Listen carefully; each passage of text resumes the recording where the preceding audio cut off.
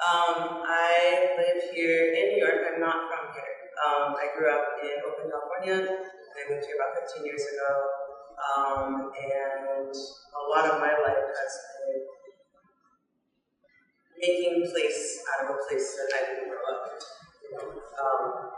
Being in a place as an adult, making a choice to become a part of a territory, making a choice to become a part of a community.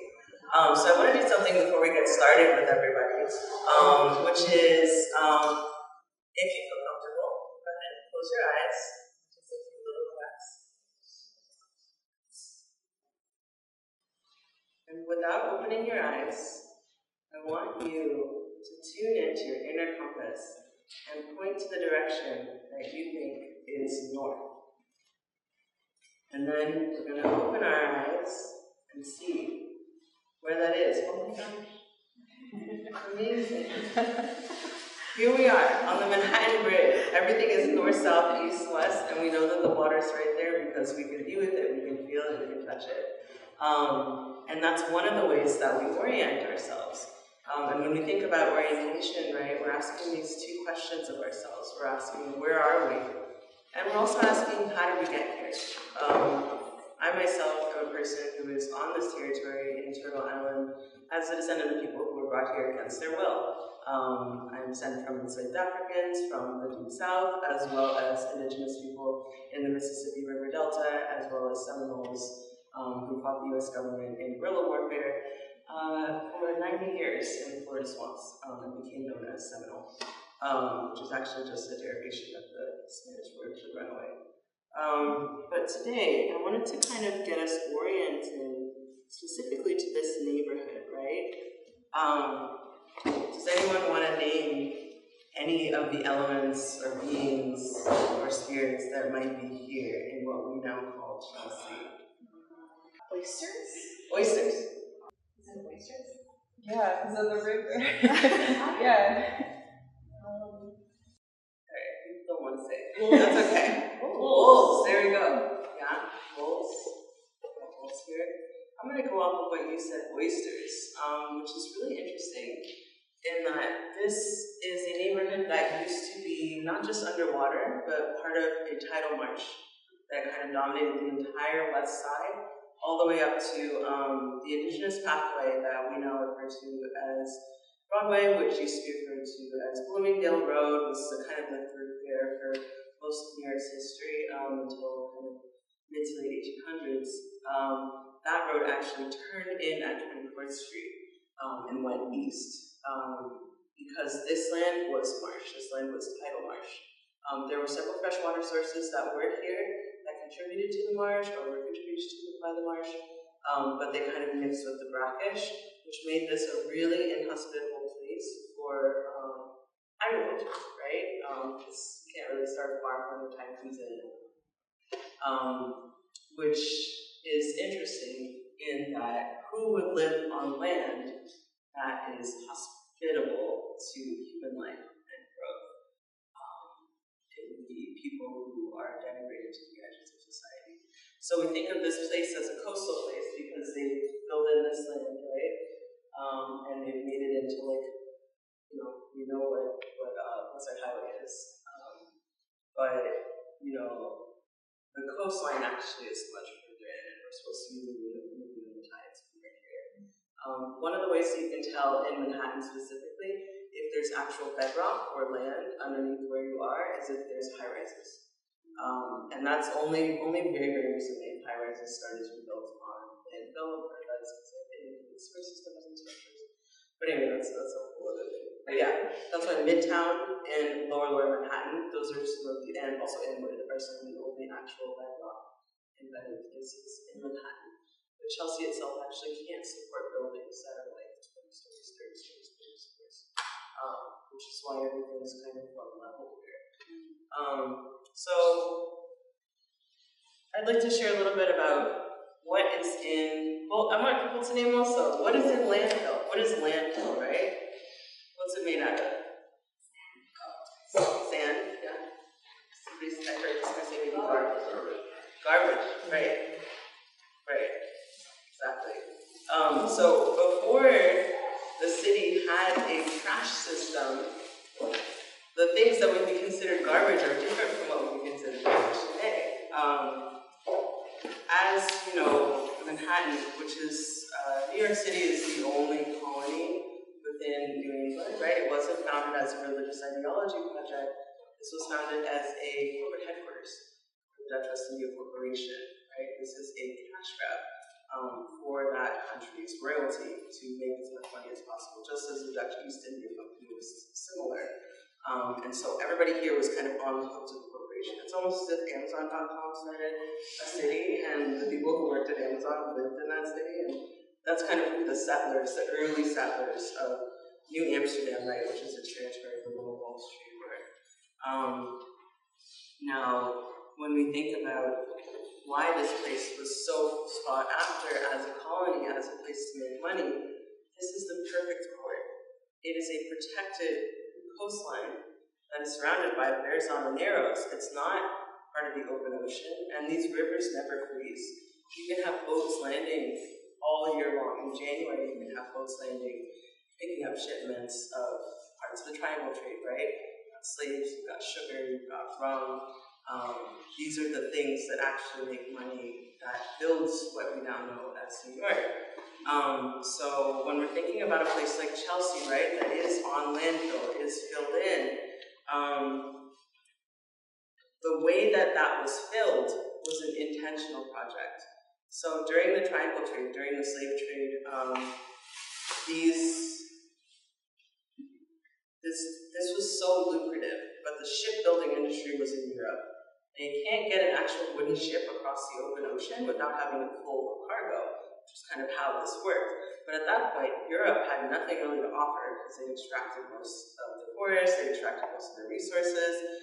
They didn't really have anything to bring to this new world, right? Bring to New York, so they could pick up slaves and bring them somewhere else. Whatever they could find. It could be dirt, it could be sand, it could be rocks, it could be any kind of maybe war rubble, like anything that's left over that is heavy enough to keep the boat steady over the ocean.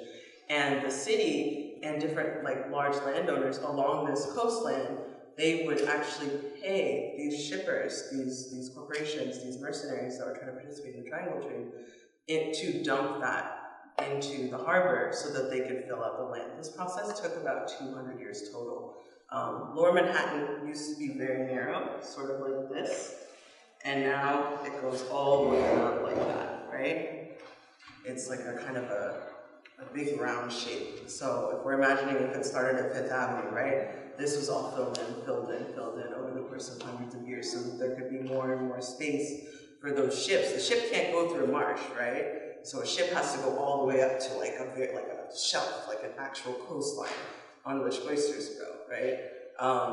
The oysters are another interesting part. And so part of why, I have this altar here to kind of ground us in this place and in these elements, but all of these plants here are plants that I picked from the sidewalk on my way here. These are all weeds. It's up for these two, which is the thing I grew up. Is anybody here a plant person? A big plant person that wants to be? No plant people in here? Okay, cool. So I'm going to introduce you to some of these plants. So these are, I can hold this up. I feel like people know what this is. Dandelion. There we go. These go together. Violet. Yeah. Awesome. Okay, this is great. What about this? Ginkgo. Ginkgo. That's right. Okay. These guys. Plantain. That's it. Yeah. And what about these? These are leaves from, most people know this as the root. Oh, burdock? Burdock, that's right, burdock leaf. You guys said you didn't know anything about that. Well, more about this. What about this one? This is a fun one. Cleavers. What?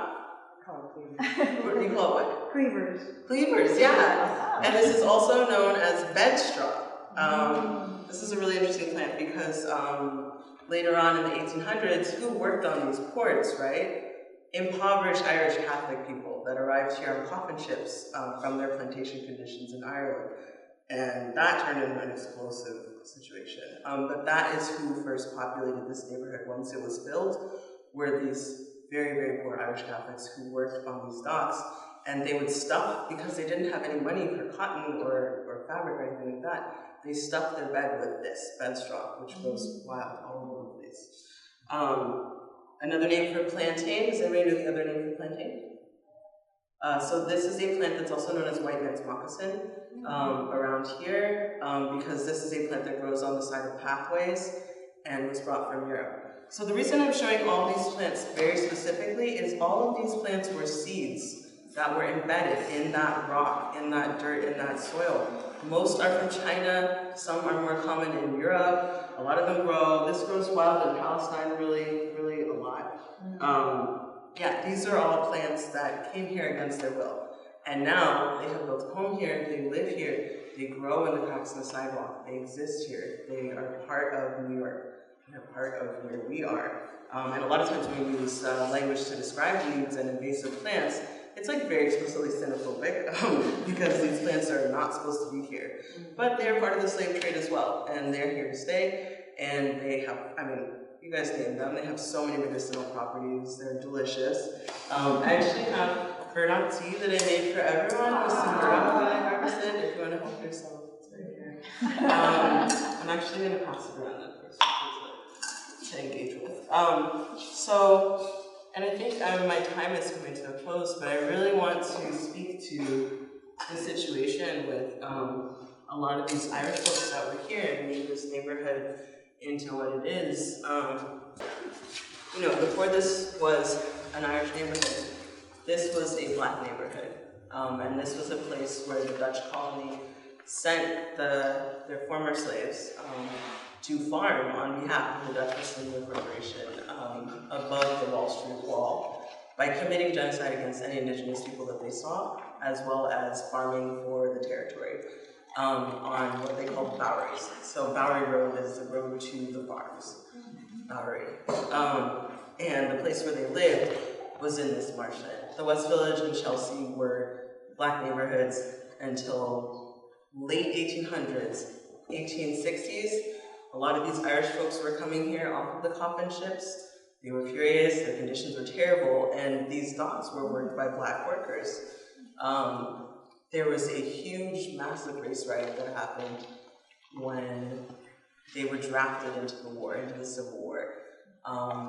It went on for 3 days. All of the black residents in this neighborhood evacuated. Most of them ended up in Brooklyn and Williamsburg specifically, working in the beer breweries. But it was like a massive, massive flight of black residents in Manhattan moving to the outer boroughs. After that, the Irish, this is before whiteness was invented, right? The Irish Catholics were here, but in Hell's Kitchen, it was Irish Protestants. And because they had been enemies for hundreds of years at that point, right? Irish Protestants were collaborators with the British government back home in Ireland, and Irish Catholics were those who had been oppressed for at least 800 years at that point. And that kind of sparked a massive riot that happened in 1870, right on 24th and 8th Avenue over there, in a park that used to exist on the grounds of this old mansion. They had, the Irish Protestants had like a parade that was like a pride parade for their like supremacist pride of like, we rule Ireland, we're great, England loves us. And the Irish Catholic workers, the dock workers down here, as soon as they got down here from Hell's Kitchen, it was an explosive riot, 67 people were killed. They tried to do it again the next year. It was explosive. So for many, many years, this neighborhood was kind of the nexus of this working class. You'll see a lot of the remnants, like the original settlement agency of Chelsea. That was made on behalf of those Irish Catholic workers. And a lot of those Irish Catholic workers who were being organized by Tammany Hall went on to become part of the original NYPD as a result of that riot, which is why the NYPD is like specifically Irish in a certain way. Anyway, so we still live in this legacy of these people in conflict, different people who are collaborating, different people who are resisting, different people who are picking certain types of workers to have conflict with. This is a neighborhood with a lot of tension. This is a neighborhood with a lot of history. And it's a neighborhood that carries a lot of memory, even though it's really a wonderful marsh. So thank you so much for being here. Thank you for listening.